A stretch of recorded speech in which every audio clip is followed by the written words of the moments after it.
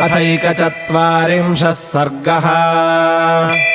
तस्मिंस्तु पुरुषव्याघ्रे निष्क्रामतिकृताञ्जलौ आर्तशब्दो हि सञ्जज्ञे स्त्रीणामन्तःपुरे महान् अनाथस्य जनस्यास्य दुर्बलस्य तपस्विनः यो गतिः शरणम् चासीत् सनाथः क्वनु गच्छति न क्रुध्यत्यभिशस्तोऽपि क्रोधनीयानि वर्जयन् क्रुद्धान् प्रसादयन् सर्वान् समदुःखः क्व गच्छति कौसल्यायाम् महातेजा यथा मातरि वर्तते तथा यो वर्तते स्मासु महात्मा क्वनु गच्छति कैकेय्या क्लिश्यमानेन राज्ञा सञ्चोदितो वनम् परित्राता जनस्यास्य जगतः क्वनु गच्छति अहो निश्चेतनो राजा जीवलोकस्य संक्षयम् धर्म्यम् सत्यव्रतम् रामम् वनवासे प्रवत्स्यति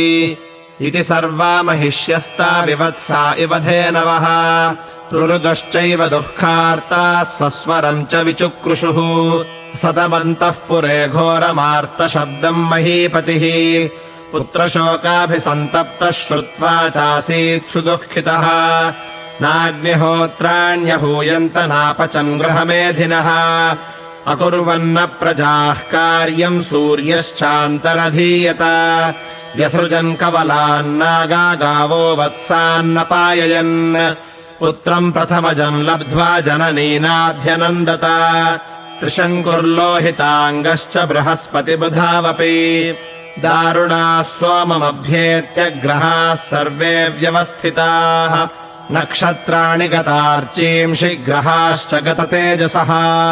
विशाखाश्च सधूमाश्च नभसि प्रचकाशिरे कालिकानिलवेगेन महोदधिरिवोत्थितः रामे वनम् प्रव्रजिते नगरम् प्रचचाल तत्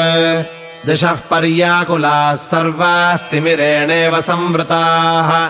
न ग्रहो नापि नक्षत्रम् प्रचकाशे न किञ्चन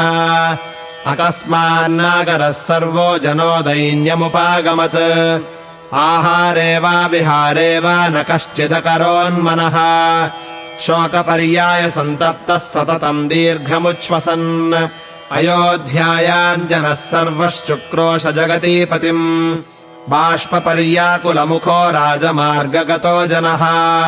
न हृष्टो लभ्यते कश्चित् सर्वः शोकपरायणः न वात्यपवनः शीतो न शशी सौम्यदर्शनः न सूर्यस्तपते लोकम् सर्वम् पर्याकुलम् जगत् अनर्थिनः सुताः स्त्रीणाम् भर्तारो भ्रातरस्तथा सर्वे सर्वम् परित्यज्य राममेवान्वचिन्तयन् ये तु रामस्य सुहृदः सर्वे ते मूढचेतसः शोकभारेण चाक्रान्ताः शयनम् नैव भेजिरे ततस्त्वयोध्यारहिता महात्मना पुरन्दरेणेव महीसपर्वता चचालघोरम् भयशोकदीपिता सनागयोधाश्वगणाननाद च